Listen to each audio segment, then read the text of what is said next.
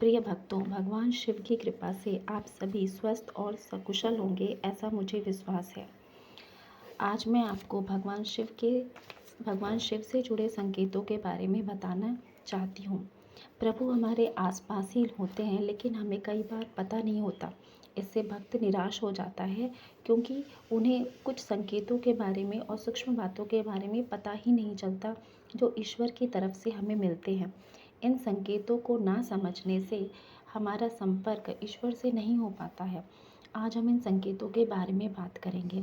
जो भी संकेत आपको मिलते हैं जब आप पूजा पाठ करते हैं या ध्यान लगाते हैं उस समय, तो आपको समझना चाहिए कि आप बहुत ही खुशकिस्मत हैं कि प्रभु के आहट को आप समझ रहे हैं, प्रभु के होने के संकेत को आप समझ रहे हैं।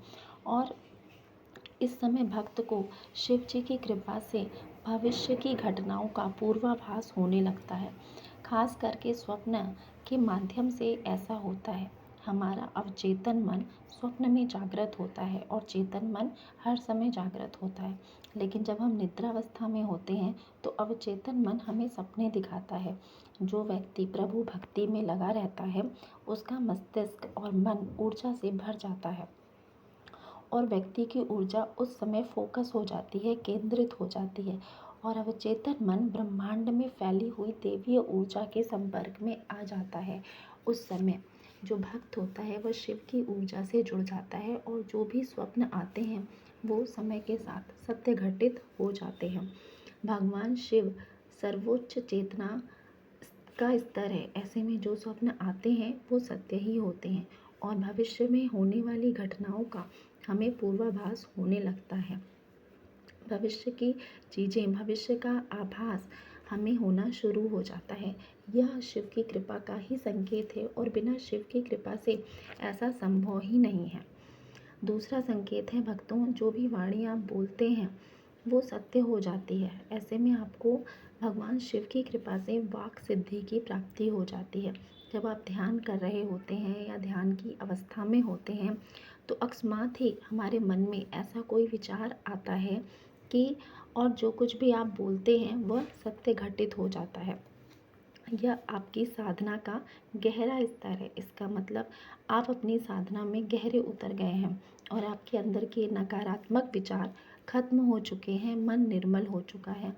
ऐसे में आपका आज्ञा चक्र, अनाहत चक्र और विशुद्धि चक्र ये जागृत हो चुके हैं, जो शिव की ऊर्जा से भर जाता है। ऐसे में आपका बोला हुआ वचन सत्य हो जाता है और आपकी चेतना का स्तर भी ऊपर उठ जाता है। आप शिव की ऊर्जा से ओतप्रोत हो जाते हैं, आप शिवमय हो जाते हैं। भक्तों, जो व्यक्ति शिव की पूजा करते हैं उनको जो तीसरा संकेत मिलता है वो यह है कि उनके बिगड़े हुए काम धीरे धीरे बनने लगते हैं। मन में, आपके जीवन में जो भी समस्याएं हैं, चाहे वह मानसिक समस्या हो या शारीरिक समस्या हो या आर्थिक समस्या हो, वो धीरे धीरे समाप्त होने लगती है। कोई ना कोई उपाय हमें नज़र आने लगता है, कोई ना कोई रास्ता हमारे सामने आ जाता है। अचानक ही हमारे मन में ऐसा कोई विचार आता है, मस्तिष्क में ऐसा कोई विचार आता है जिससे आप अपने उस समस्या से बाहर निकलने में सफल होते हैं। जब हमें ऐसा संकेत मिलता है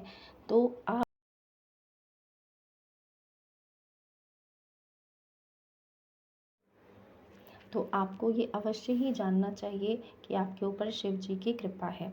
चौथा संकेत है कि अगर आपकी नींद ब्रह्म मुहूर्त में खुलने लगती है। ये साधारण बात नहीं है भक्तों।